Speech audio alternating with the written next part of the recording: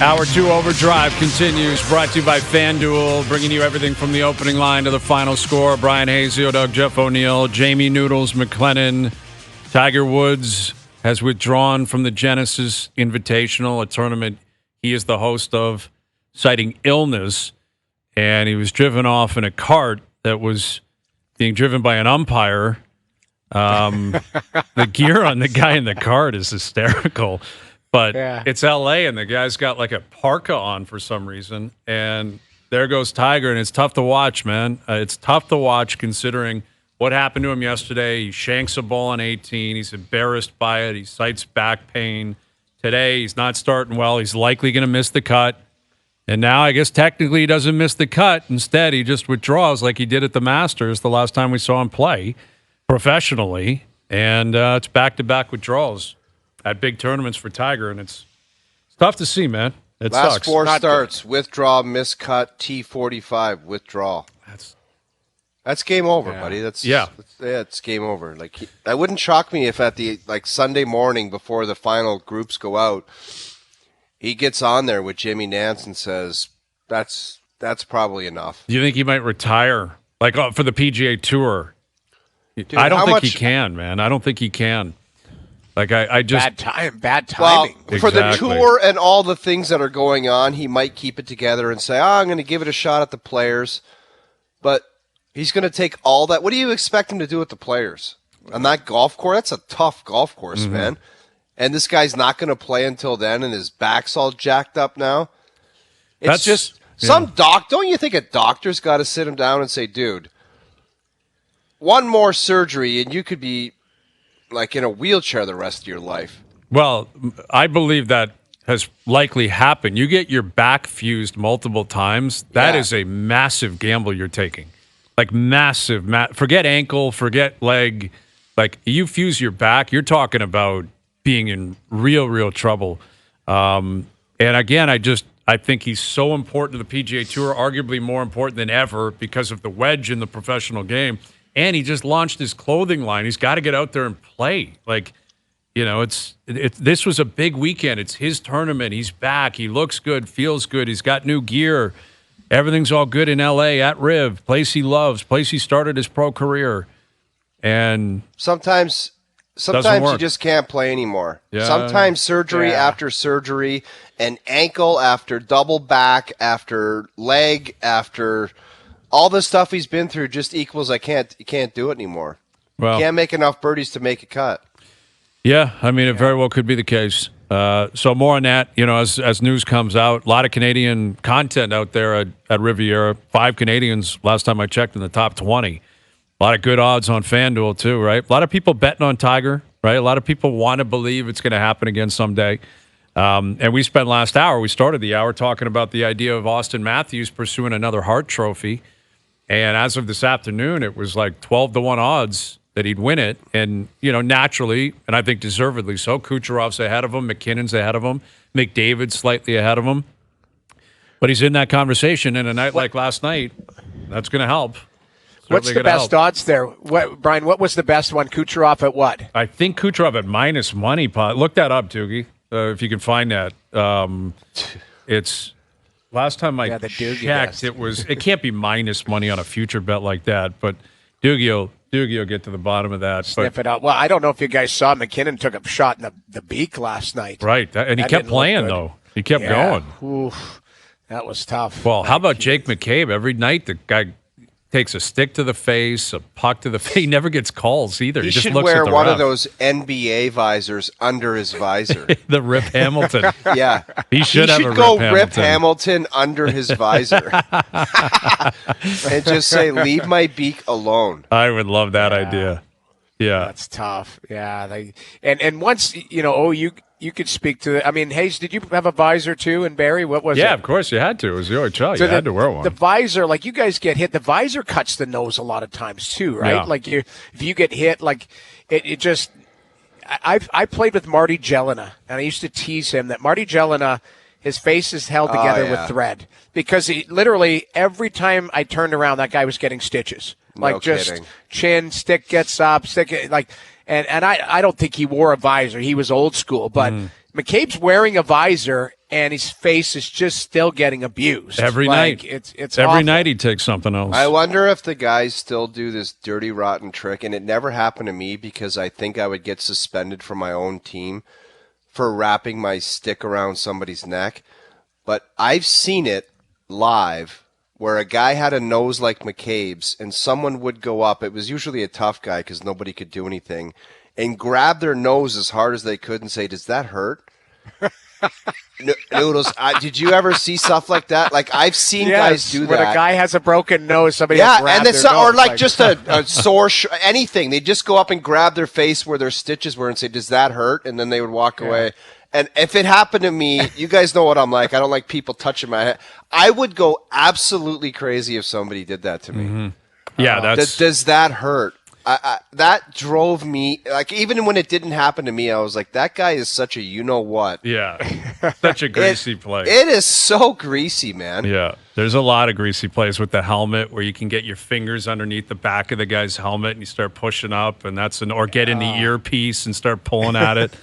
And it's just like, why are you doing that? Like, you don't. What are we doing here? We're adults. We're adults. Adults. There would be guys hunched over on their stick getting ready to shoot a puck, and a guy would come behind, stick their stick in the middle, and push it up and knock the guy face first onto the ice and laugh and think, "That's so funny." And that used to drive me crazy. Yeah, man. I can imagine. Yeah. All right, here's Mike Johnson, our TSN hockey analyst, joining us here on the Maple Toyota Hotline. Is this giving you flashbacks, these conversations, Johnny?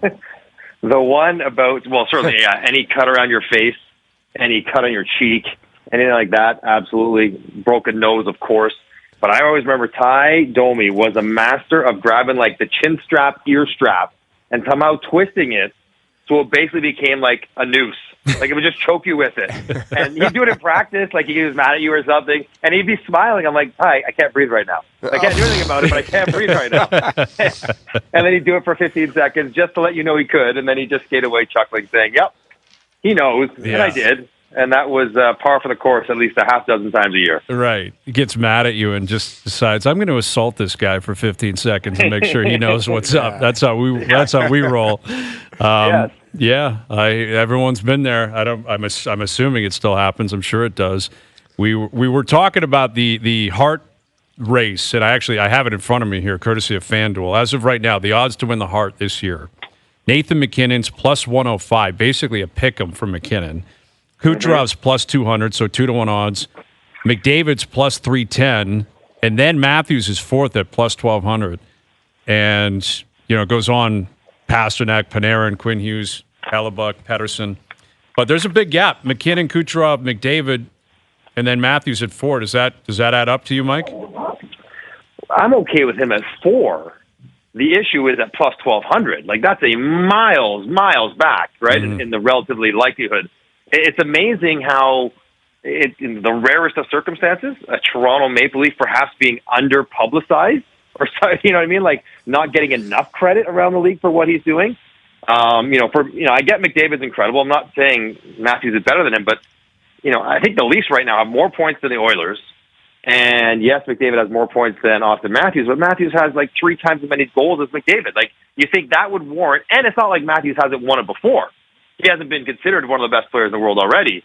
So you think that would warrant a tighter gap. I'm okay with McKinnon and Kuch and McDavid being 1, 2, 3, but Matthews should be a much closer 4. And you can even almost argue Panarin could be 4 as well, right in there with those guys. But that is a little surprising given what he's doing. And like last night was a perfect example of what makes him so unique. Because the game wasn't good for Toronto the first 30 minutes. But Matthews, just because he can do what he does when he shoots the puck, tilts the game on its edge just with the way he shoots it, and all of a sudden 1, 2, 3, 7 minutes later, 3-1, hat trick, Leafs in control for most of the game anyways. He's on pace for 70, guys. Hasn't been done in 30 years. Like, that's got to be worth something. Yeah, I would think so. I would think so. I agree. I don't think there's an argument with that, Johnny. I think you're right. Like, I would be fine fourth, third, whatever. He has to be in that conversation. Hayes brought up something last night, and I don't know if you noticed it as well, but it seemed like some of the Flyers were chirping him, or there was some conversations out there, and then afterwards it's almost like he flicked a switch and took control of the game. Did you notice anything like that? Because I do know Philadelphia is a team that will get underneath your skin. Konechny is a guy who chirps. Lawton isn't shy. There is some guys. Was there a lot of jarring and jawing going on last night? There was, and usually Austin Matthews, as you guys know, stays above that, right? Like, he doesn't want to be bothered with that, and sometimes guys criticize him for not being more engaged that way. But his whole thing is, I'll leave you alone, you leave me alone, and I'll just go score goals. And I'm not going to give any reason for you to get more angry at me. But Travis Konechny is front and center. They had the run-in 2 years ago. Remember when Mark Giordano came flying in? Konechny was trying to fight him. Konechny's an amazing player. He doesn't back down from anyone. He was in his ear a lot. And I was like, first looking at them, Noodles, thinking, they were at the All-Star game together. Like, maybe they had a moment where they're friendly now. And then I watched them do it twice. I'm like, no, it's not friendly tonight. Mm-hmm. This is not buddies checking in with each other. Lawton was there as well. Hathaway talks to a lot of different people throughout the game. So, yeah, I mean, I think that's the edge that Torts wants them to play with. And I don't know if that motivated Austin Matthews. I don't know if that kind of fired him up in what was a quiet first period for the Leafs. But that is the danger, right? Like, what was it, Clark Gillies, right? Don't wake the sleeping bear. And maybe they did that a little bit with Matthews because he was, for the rest of the game, he was really, really good. Johnny, what did you make of the exchange with William Nylander and Sheldon Keefe? Mm-hmm. Is that like I can't believe Nylander's back in a position that's happening, or is it this is the new William Nylander that responded and got the game winner in overtime and now gets the benefit of not sitting on the bench and he can continue to go out there and play? Just how did you kind of break down that exchange? First of all, I'm glad you're feeling better. Great to hear your voice. I was getting a little worried last night, so it's good to hear you back. This is like Masterton Trophy type of being on the show. I love it. Warrior-esque. Impressive.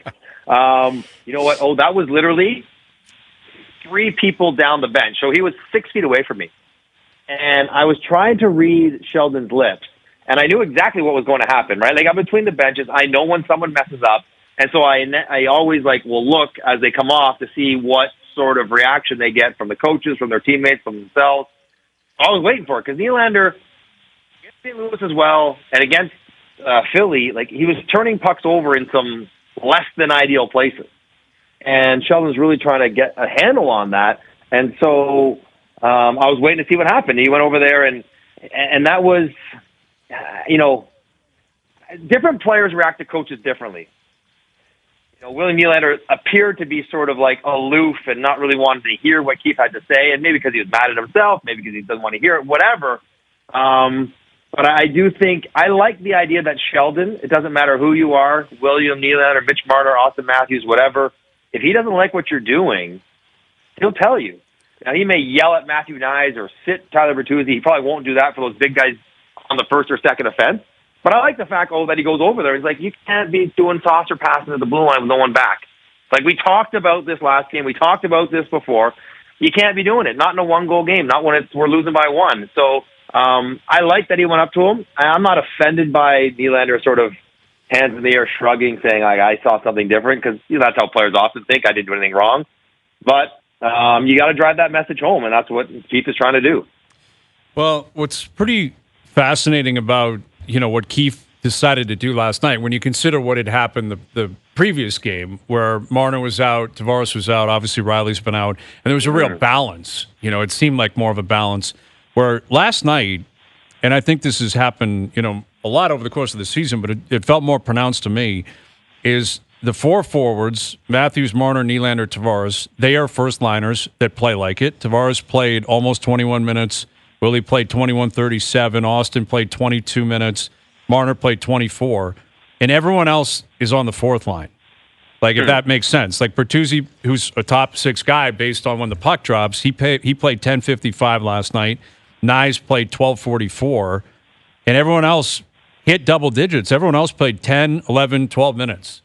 It could be a one-off, but it's almost as if, the 4 guys, your first line guys, even though Only 3 of you can go out at any given time, and I understand the power play is going to factor into this as well. But then it's like first line, fourth line. Like, is that how it felt last night, or is that just the game sheet kind of being deceptive a little bit? I think, there's no doubt there is a separation from those 4 guys from everyone else, and maybe that makes sense. But Hayes, I think last night that might be the game sheet being a little bit misleading, because to start the game, third line, Bertuzzi, Domi, Robertson, who played so well together against St. Louis.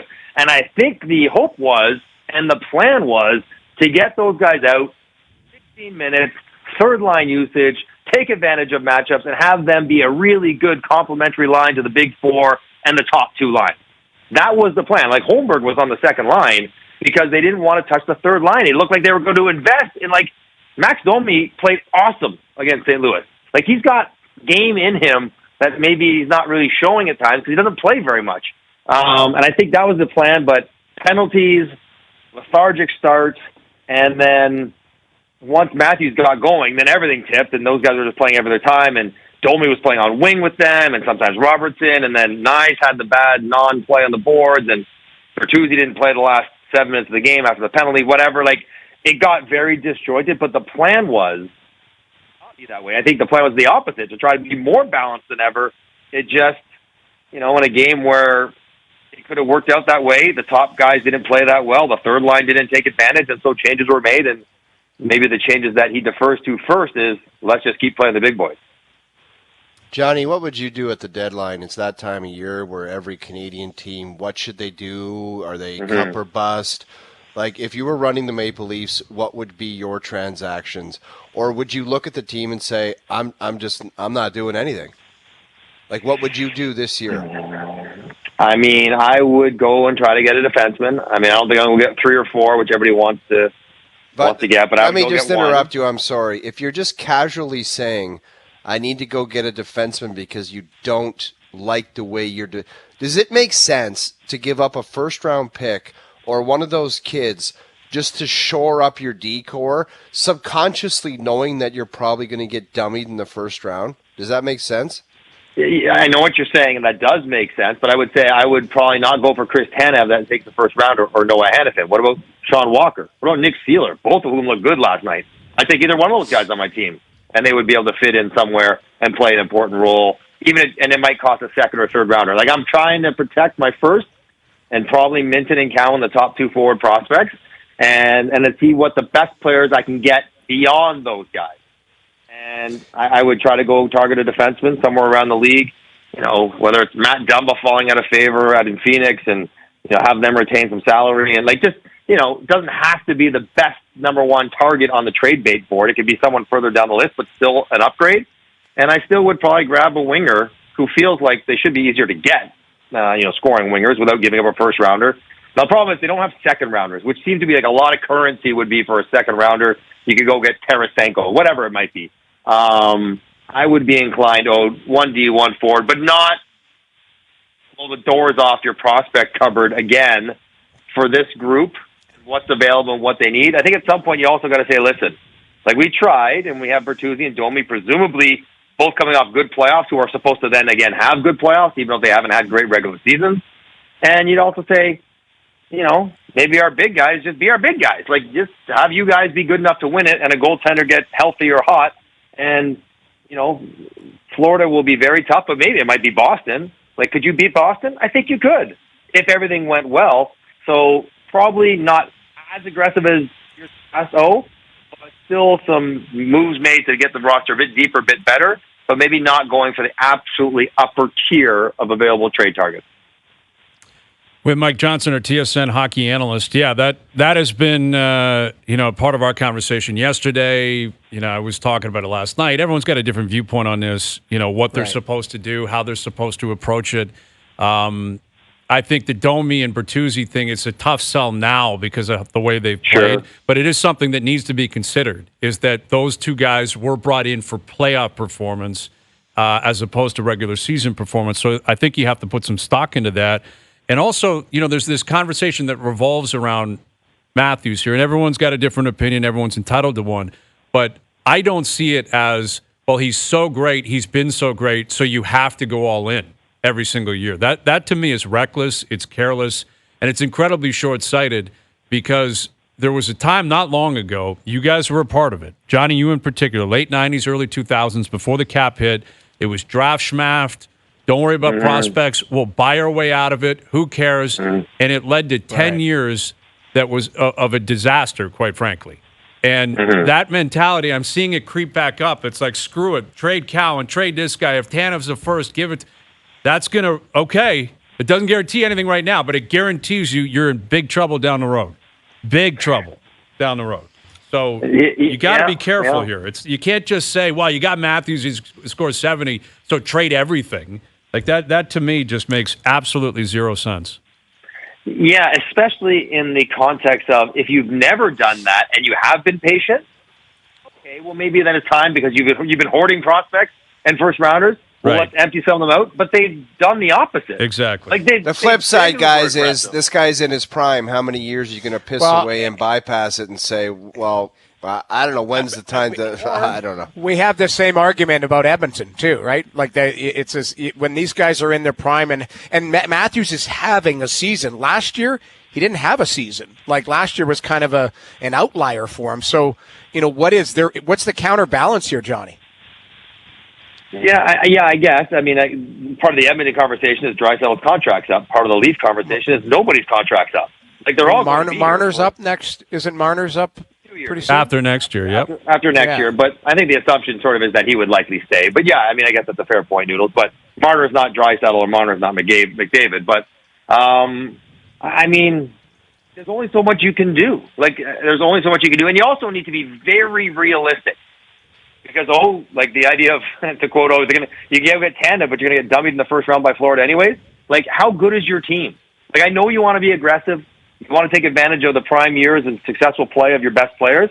But if this year, because Bertuzzi, Domi, Klingberg, Samsonov haven't sort of panned out the way they wanted, and Knies didn't take the big step, and Liljegren hasn't taken the leap, your plan to be a cup contender, a legit top-flight cup contender, hasn't come together this year the way you anticipated. Maybe it's a year where you're not quite as aggressive as other years where you thought you were closer. And I think that's maybe cleaning up for past mistakes that didn't work out the way that you wanted to. But you have to be realistic with yourself right now about how close you are.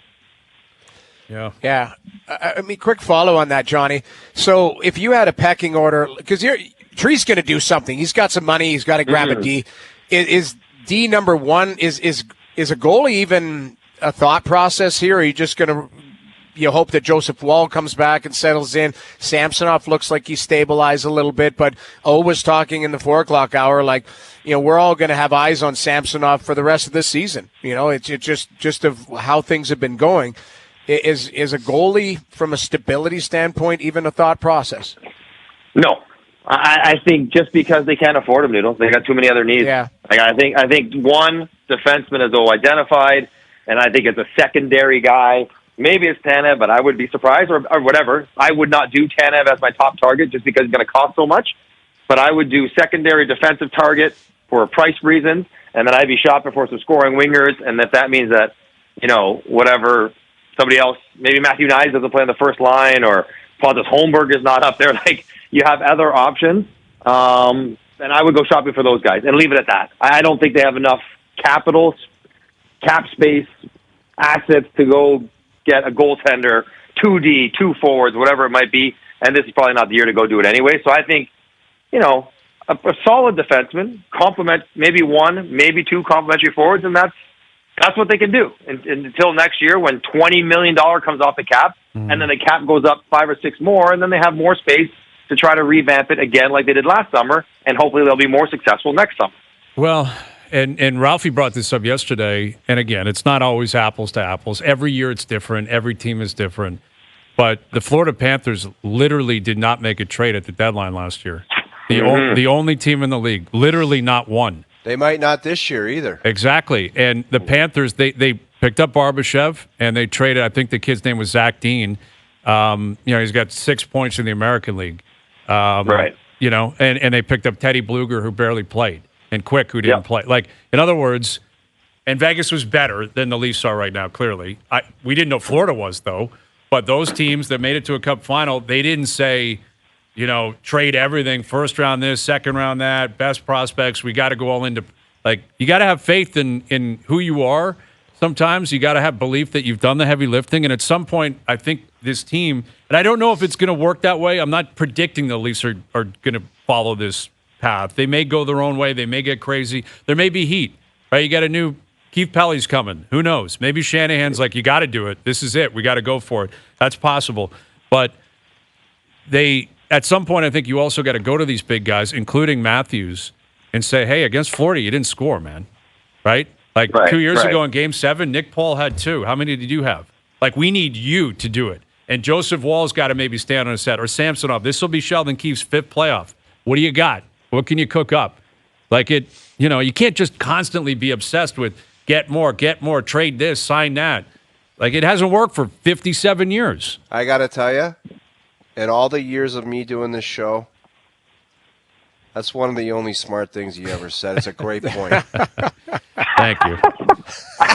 Thank you for that. Talk about backhand compliment. It is. It's a backhand. It's a great little story / comment / you got to do it. It inspired me to grind through the rest of the show, even though my head's going to pop right off my body. The Masterton. Masterton. Yeah. Well, you deserve it. Well, but it is a very fair point. It's a very fair point. Getting another player won't mean anything unless, at some point you want your best guys, and they are the best guys in the world, to take a series, grab it by the throat, and be like, yeah, this one's mine. The way Kachuk did for the first 2 rounds, right? Right. Austin Matthews could absolutely do that, put a team on his back, score the big goals. They need him to do that. And on some level, it almost doesn't matter whatever guys they trade for do if those guys don't do that. Exactly. That's the more important point. Would it be great to add 3 great defensemen and a great third line? So of course it would be. Yeah, but Mitch Marner at $11 million, you can't play like you're worth 1. Exactly. Because Chris Tanev isn't getting you over the top. Chris isn't going out there and blocking literally every shot and saying, "There you go, Mitch. I did it for us." Not going to happen. I got your back. Yeah, no, it's not going to happen. So, and I guess what the frustration is that this conversation is not really a new one. We're all sort of aware of it, and it's been several years and several attempts, and there hasn't really been moments like that. There's been lots of opportunities for one of these guys or more than one of these guys to step up and win a playoff series or take control of it or do something special because they can, and it hasn't really happened. And I think that's sort of the frustration because we can say they can do it. It's time for them to do it. They need to do it, but at some point, they just have to do it. Yeah, exactly. Yeah. It'll be year 8 in the playoffs. Right. It's a long run. All right, Johnny. Enjoy the weekend, buddy. We'll do it again soon. All right, boys. Inspirational stuff. Inspirational Very stuff. inspirational. Yeah. Very inspiring. The Jordan game. The Jordan flu game. Exactly. The Tiger on first tee game. Tiger, how many holes did he get through? 3, 4 holes, I think? Dude, let's hope he doesn't get carted off, though. No. The new one is from Rappaport is he's being taken away in an ambulance. No. Look at Rappaport's Twitter. It says this guy probably is leaving the course in an ambulance. So what happened to him out there? I don't bad know. boiler. They said bad stomach, didn't they? Is that what it is? What the Doogie desk said? He's sick. I don't know. Yeah, but listen, I can't speak out of school. I don't know, but if a paramedic is involved, that seems like it's heavier than that. Who knows? Yeah, there's some wild stuff going on out there, man. The Scotty Scheffler, there's a great picture going around. Look of at him. this. There's Tiger's car. That's his getaway car. It's an ambulance. Wow. What? Okay. Well, Doogie, you're on the Doogie desk, man. You got to get to the bottom of that. I need that Doogie, confirmed. we want the OJ chase. We want to follow that truck like the OJ chase. Yeah, get have a on helicopter. that ambulance. What is going on with this guy? Wow.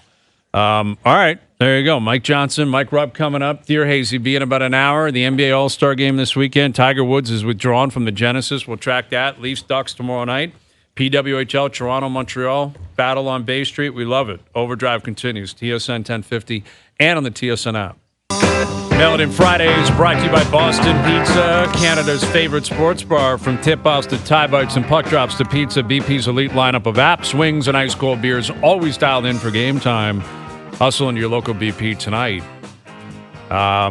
Saw Haley Salvian tweet out that she's downtown for this game, the PWHL game, and she said it's just rocking downtown. I'll bet you that's the case at Boston Pizza on front. Bet you there's a lot of people waiting to get into the building. Maybe a bobblehead night. Who knows, right? Maybe a Sarah Nurse bobblehead or Natalie Spooner bobblehead night. You can get people like your brother there by, the crack of dawn, basically. They'll get there and wait in line for 12 hours before they even get in the building. Why don't we do an OverDrive bobblehead at Boston Pizza giveaway, and you come down, first 1,000 people get a bobblehead. That's a great idea. Although they'd be clowns with us. They'd Cristiano Ronaldo us. They'd make our bobblehead look so bad. We have creative control over the bobblehead. No, it's a three-pack. It's a 3-pack. It's on the panel. You're not goofing on me on a bobblehead. I'm not doing that. I would love it. Though, have you ever gone to, if you've been in Paris or even been, Venice Beach or something where they do those caricatures and they really focus on some of your traits. Bad, like my ears, they make my ears, I have big ears. Yeah. They make them 10 times the size. It is tough. Some of these pictures and stuff are tough. That's Tyson what I'm Nash saying, man. We don't need that. We don't need that. I would love it. Let's do an OverDrive bobblehead night, and we can do it at BP or whatever, but allow them creative control. That would be awesome. You're asking for it. Dangerous, man. Dangerous. Because those caricatures, they are little weasels. They are absolute weasels because they will you'll go down a couple's picture. You'll sit there with your girlfriend or your wife, and they'll start doing stuff, and you're like, man, I got to react to you because you made something look bad. It's like, why are you doing? But then at the same time, it's like it's a free country. You don't have to sit down. You know what you're walking into. You can't get mad necessarily. You're the one that sat down, and you understand what they're going to bring to the table. I've got a bobblehead. I think they made them at TSN a while back because there was one. I have one behind me in my office. I have one too at my house. You're right, Noodles. Yeah, I have the same thing. Remember, we had to be on the 360. It was it made us circulate 360, wasn't it? Yeah, that was my buddy Michael who does those 3D printing stuff. Okay. We did that, but there was also I got a TSN bobblehead that I was holding popcorn, and I had a microphone and a popcorn. Oh, cool! And it was kind of, technically I've got 2 bobbleheads. Well, one is just a figurine, which Michael made where we were on that Spinorama thing. Mm-hmm. And then the bobblehead one, I believe Nicole Anderson, I think had him made because it was, current people and Chris Cuthbert got one that when he was with TSN, there was a bunch of bobbleheads passed out. Mine was pretty cool. I still have it in my office. So I didn't know we that. should get it done. Yeah. Yeah, absolutely. I think Nicole would be pretty nice to us if she was the one to do it. But that would be dangerous if you put it out to basically do some sort of giveaway where you allow fans to determine what our bobblehead looks like. And they'll just hammer away at the worst possible stuff. I don't think it would be a flattering pick. And I think you're right because I guess it's like a figurine basically. And I was within a year of Griff mode, I had really gotten it together. So the figurine actually looks pretty good. But if your boy Michael came in, what if me and you, they just do us absolute monsters? I know. It's like Matt Foley. Hey, there it is. There's that picture. Yeah, that's cool. That's a good bobblehead. Nobody can complain about that bobblehead. But if they do one of me and it's just a motivational speaker and it's we don't need that. See, but mine would be my salad, it would be tough, listen, if we don't have that big of egos that we could do whatever be they a little want. Self-deprecating, but I think it would be fun. We'll have to have it. Let's see, maybe for the playoffs we can do that or something. A bobblehead night. I like it. Fun. I like it. A little OverDrive bobblehead. I like that idea. Dear Hayes, you'll be in about an hour. Mike Rupp joining us in about 25 minutes again. Tiger Woods is withdrawn from the Genesis Invitational, but we can't figure out if he's leaving in an ambulance or not. People are posting pictures of paramedics around the clubhouse and suggesting that maybe Tiger is getting into. I don't I don't know. I don't want to jump to that conclusion. I don't know exactly what's going on, but pretty wild scene because there's so much buildup. We haven't seen him play like a major tournament since the Masters, which was 10 months ago.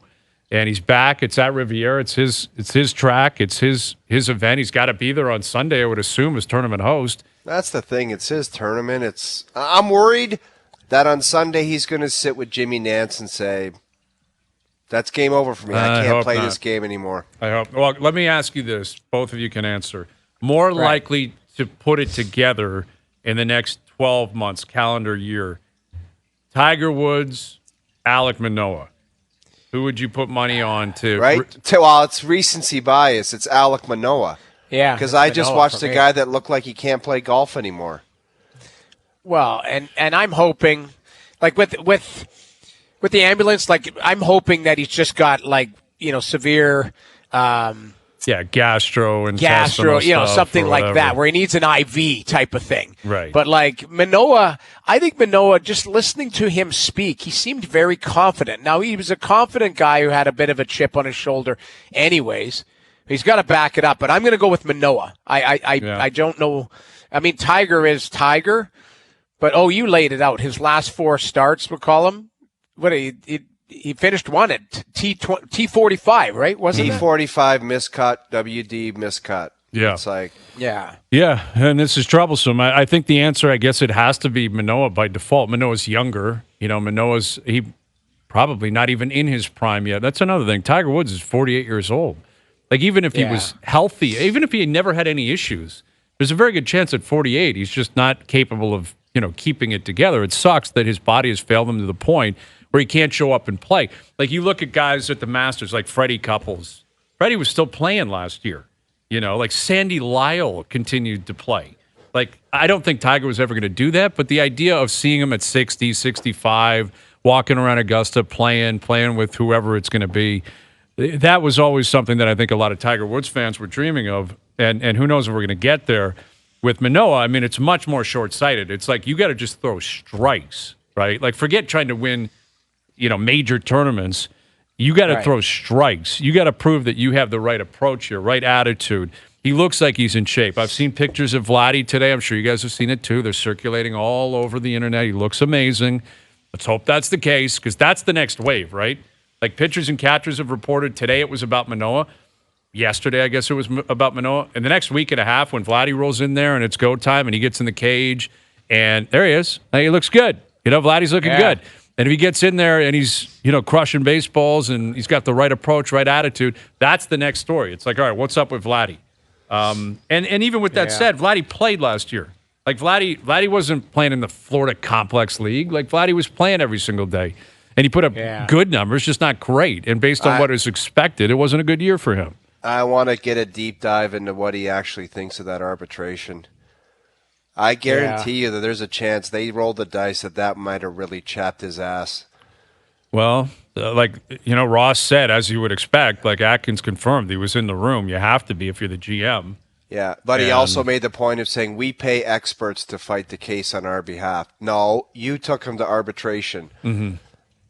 That would have chapped my ass. Not because other guys on the team's contracts, because you had 700 sitting there for a guy that never played for the organization, and you're taking me in there for $1 million.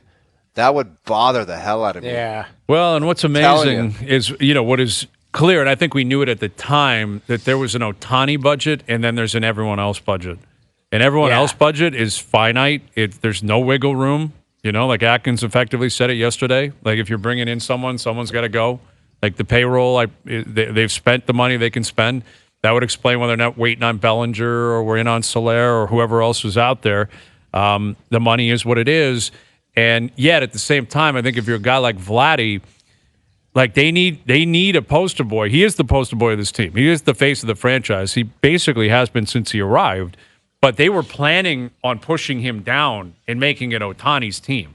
Like, everything would have been Ohtani. If he was in Dunedin right now, it would have been insane, the coverage. Absolutely crazy. And they would have basically renamed the building after him, the Ohtani Center. It was all Ohtani all the time. And they wanted, to join forces with him in terms of the new renovations, the new park, selling tickets. I'm sure selling cable packages and phones, everything. Like everything was going to be about Shohei Ohtani. And now that he's not here, you would assume, though, there's a role available for someone that wants to take it. Like, in other words, if you're Vladdy and you're inspired to say, you know what, screw you for taking me to arbitration, I'm going to show you, and on top of it, I'm going to make you pay me so much money in a year or two because I'm the guy that's going to sell tickets. And my jersey is going to be everywhere. And I'm going to be the man. Right. I'm going to be the marquee guy because it's up for grabs, right? They were going to hand it to Ohtani, and Ohtani said, no thanks. I'm going to the Dodgers. So someone can take it. No one's going to get to Ohtani levels of hype, clearly, because they're not as good as him. But if you become a rock star with the Blue Jays right now, that mantle's waiting for you. Yeah, who wants got it? An opportunity. Got an opportunity, but you got to play better. That's what it is. Mm-hmm. You know, I mean, would you argue that Bo has a chance? Yeah, I think he does. But I think there's limitations on, you know, like Bo, because of the primary position he plays, playing short. You know, he can hit for power, but I don't think he's a guy that's going to hit 45-plus home runs. You know, that's the thing. Like, Vladdy plays with such, like, joy for the game. He's got the Hall of Fame name. He is capable of hitting 40-plus. We saw it a few years ago. Plays every damn day, as you mentioned a lot, Hayes. Which is valuable, man. I do have a lot of appreciation for that. Yeah, but Bichette should be thinking the same thing. I agree. Like, why wouldn't you? If you're Bo, if you're Vladdy, you know, it's your team. Go and take it. And in order for you to do that, you got to play well individually, but your team's going to have to win too. I know we got to go, but and this is completely off topic, but you mentioned playing every day. Did you guys lay eyes on Phil's first practice there? No. I saw some bench work. I saw him on the bench a couple times. But did you see the skate? And he was dying he was hunched over gliding. It was like, obviously your first time out, but it looked like the coach really took it to him. Like, it looked like they had a hard skate at the end. Noodles, that would be the mandate. Like, if this guy's serious, skate his ass into the ground and see if he's still alive. You got to get vis of it. He's in a hunch and a glide. Like, believe me, we've all been part of those skates. He's in a tough spot. I don't know if you saw it. I couldn't stop laughing. I watched it 10 times. Oh, man. You're going to have to pull it up. Get maybe Joe from the bridge to pull it up. Okay, let's come back and find it. It actually said, like, you know, it looks absolutely gassed. That's the caption in Abbotsford. He's in one, yeah. I know what you mean. The hunch and grab, like that, you're in the hunch and glide. When you're just like dying and you're looking up at the clock, you're like, when does this thing strike 1 o'clock or 2? When do we get off the ice? Yeah, exactly. You know. All right, we'll see if we can find the hunch and glide from Phil yesterday in Abbotsford. Overdrive continues, TSN 1050 and on the TSN app. All right, the Maple Leaf Player of the Day. This is perfect. Sets up beautifully because we're giving away a pair of tickets to see the Leafs play the Golden Knights February 27th. Plus throwing in a $250 Vanilla Visa prepaid card. Vanilla Visa prepaid cards are available for purchase at Petro-Canada. Today's Player of the Day is Phil Kessel. Phil Kessel. God. Call us right now. 416-870-1050. 416-870-1050. Phil Kessel is your Player of the Day. That's 5 players. Call in now. Doogie's patiently awaiting. If you can name all 5 players, you're going to see Leafs Golden Knights. Phil Kessel, 416-870-1050. We have the Viz. Can we break the tape down? You want to play the Viz of Phil? All right. Well, he's skating well. Like, you're watching him, he's skating well. But at the end, it looks like they do some full ice, like, you know, a drill either back through the middle of the ice or whatever. Like, he looks good here, no problem. Pretty good. Uh-oh. Yeah, like strides it out. But look at here, watch this. This is when he rounds the corner. This is when you know he's in a dark spot. Watch the lean and glide here. But this goes the length of the ice. The lean and glide. And then he's on the bench hunched over. I know, man. But he's on the bench. I'll give the guy one. That's not good, eh? He's always hunched over on the bench. Yeah. And I really like Phil. Like, we love him. We all love him. I love Phil Kessel. I love Phil, but there would be only one way that he would be getting any kind of sniff, and it would just be like, you're not a physical specimen to begin with. Reminds reminds me of myself. It would be like, if you're going to come in here and do this, first on the scale, and then there's a body fat test. And if that's not serious, we're not even going any further than after that. Like, you got to be in the, like, every joke about training camp is this guy's in the best shape of his life. He literally, I would have to put eyes on him without a shirt on and say, I got to see what you're cooking with here, because this is not a joke. And for a guy like that who's never taken fitness seriously, he's been good enough to do what he does in the NHL, and that's be a star goal scorer. But to take that time off, he would have to be in tip-top shape. Trust me, I know. I understand that, but I think Phil's response would be, do you know who you're talking to? Like, it's Phil Kessel. And you know what? Not Rod he Brindamore. might be right. He might be right. Yeah. But what is the organization? What would Vancouver want him for? Well, he didn't dress last year in the playoffs for Vegas. Are they looking for a guy to score some goals down the stretch? You could trade for that guy. Well, you're not going to take a flyer on a guy that's best team in the league. But he's won a cup with the two guys that are bringing him in, Rutherford and Tocchet. And then, we can get into this because I've got more to say. We'll come back. You give us your take on it. Phil in Vancouver. Mike Rupp can do the same. Final hour coming up. Overdrive continues. TSN 1050 and on the TSN app.